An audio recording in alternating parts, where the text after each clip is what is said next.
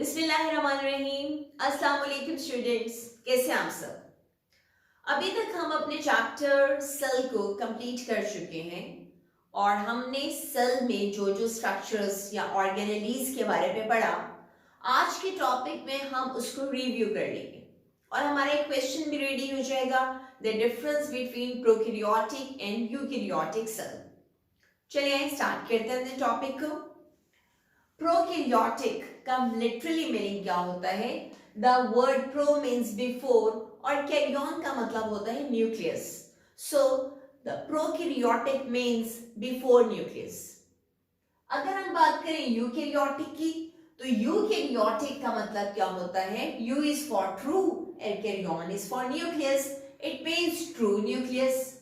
तो class prokaryotic cell वो cells होते हैं जिनमें के ट्रू न्यूक्लियस नहीं होता, यानी ऐसे सेल जिनकी फॉर्मेशन न्यूक्लियस बनने से पहले हुई, यानी वो सेल्स जिनमें की न्यूक्लियस अभी फॉर्म नहीं हुआ, उनके लिए हम टर्म के यूज करते हैं prokaryotic cell. So what we can say about the organisms which have prokaryotic cells are called prokaryotes। और इसी तरह से वो ऑर्गेनिज्म जिनमें की यूकैरियोटिक सेल्स होते हैं, उनके लिए हम टर्म क्या यूज करेंगे? यूकैरियोट्स।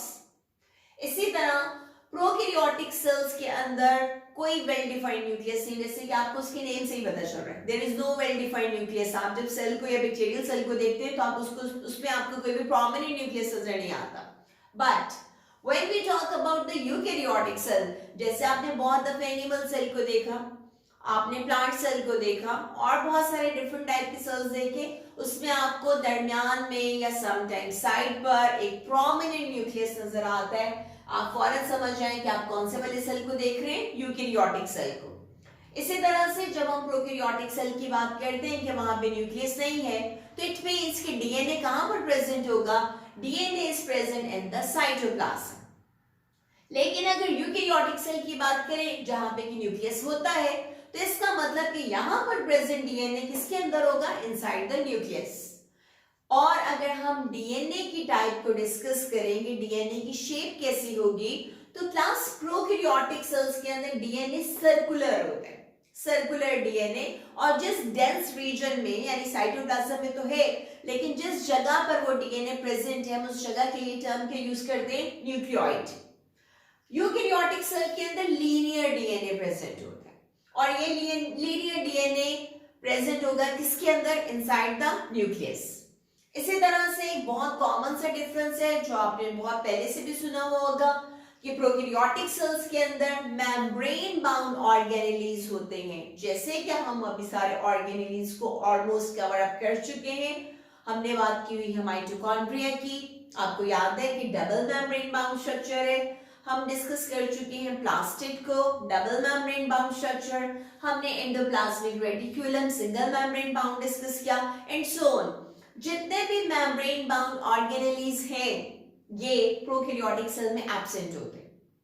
और अगर हम यूकैरियोटिक सेल की बात करें तो इनमें मेम्ब्रेन बाउंड या मेम्ब्रेन लेस तमाम टाइप के ऑर्गेनेलीज प्रेजेंट होंगे।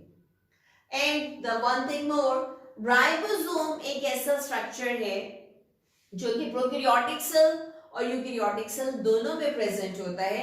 और आपको याद होगा कि राइबोसोम का फंक्शन क्या है? Protein synthesis.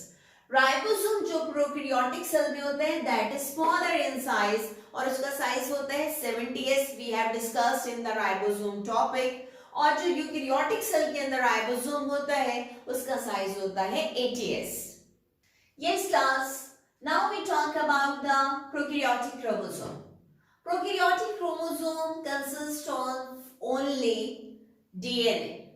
Histone proteins are absent in the prokaryotic chromosome. लेकिन अगर हम यूकैरियोटिक क्रोमोसोम की बात करें तो यूकैरियोटिक क्रोमोसोम के अंदर दोनों चीजें प्रेजेंट होगी, डीएनए भी और हिस्टोन प्रोटीन्स भी। इसी तरह से सेल वॉल को अगर देखें तो प्रोकैरियोटिक सेल वॉल किससे बनती है? पैप्टिडोग्लाइकेन से।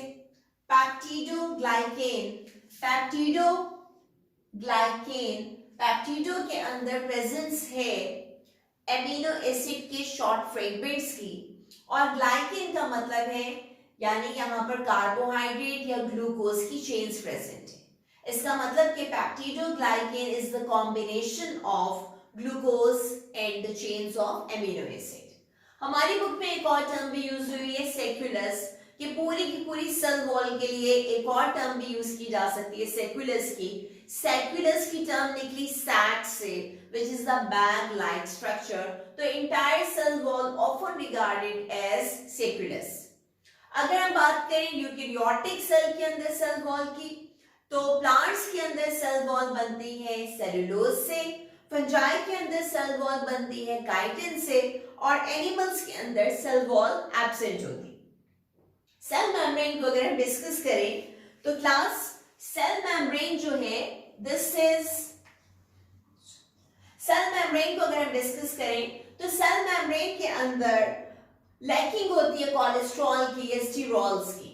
इसी तरह से अगर हम यूकेरियोटिक सेल मेम्ब्रेन को डिस्कस करें तो उसके अंदर प्रेजेंस होती है किसकी, कोलेस्ट्रॉल या स्टीरोल्स की। Next thing is the cell division. Prokaryotic cell में माइटोसिस और मियोसिस एब्सेंट होती है। अगर हम बात करें तो डिवीजन किसके थ्रू होती है, सेल डिवाइड कैसे होता है अगर माइटोसिस और मियोसिस ही नहीं है, तो प्रोकैरियोटिक सेल के अंदर बाइनरी फिशन का प्रोसेस होता है। लेकिन अगर हम यूकेरियोटिक सेल के अंदर सेल डिवीजन डिस्कस करें तो वहां पर माइटोसिस और मियोसिस दोनों प्रेजेंट होती है। फ्लैजेला प्रेजेंट होते हैं दोनों टाइप के सेल्स में, लेकिन डिफरेंस क्या है कि प्रोकैरियोटिक सेल के अंदर जो फ्लैजेला में प्रोटीन होती है दैट इज फ्लैजेलिन, और अगर हम यूकेरियोटिक सेल के फ्लैजेला की बात करें तो वहां पर जो प्रोटीन होती है that is tubulin protein. Next thing, which cell is most primitive and which is most advanced? Prokaryotic cells are considered to be very primitive cells, और अगर हम यूकेरियोटिक सेल्स की बात करें तो these are the advanced in evolution। Okay class, अब जितने भी डिफरेंसेस हमने पढ़े हैं हम उनको डायग्राम के थ्रू भी एक दफा देख लेते हैं। ये आपके सामने बैक्टीरियल या प्रोकैरियोटिक सेल है, दिस इज द एनिमल और यूकेरियोटिक सेल। आप लोग अब देखते जाइएगा, यहाँ पर आपको कोई वेल डिफाइंड न्यूक्लियस नजर नहीं आ रहा और यूकेरियोटिक सेल में आपको वेल डिफाइंड न्यूक्लियस नजर आ रहा है। यहाँ डीएनए साइटोप्लाज्म में सबमर्ज्ड है, यहाँ पे DNA inside the nucleus present है। यहाँ पे जो shape of DNA this is a circular, और यहाँ पर आपको लीनियर डीएनए नजर आएगा। इसी तरह से यहाँ पे कोई मेम्ब्रेन बाउंड ऑर्गेनेलीज प्रेजेंट नहीं है, आपको यहाँ पे बहुत सारे मेम्ब्रेन बाउंड ऑर्गेनेलीज नजर आ रहे हैं। और यहाँ पे जो राइबोसोम्स हैं वो स्मॉल साइज के होते हैं 70s, यहाँ पर भी राइबोसोम्स प्रेजेंट होते हैं लेकिन वो लार्ज साइज के होते हैं।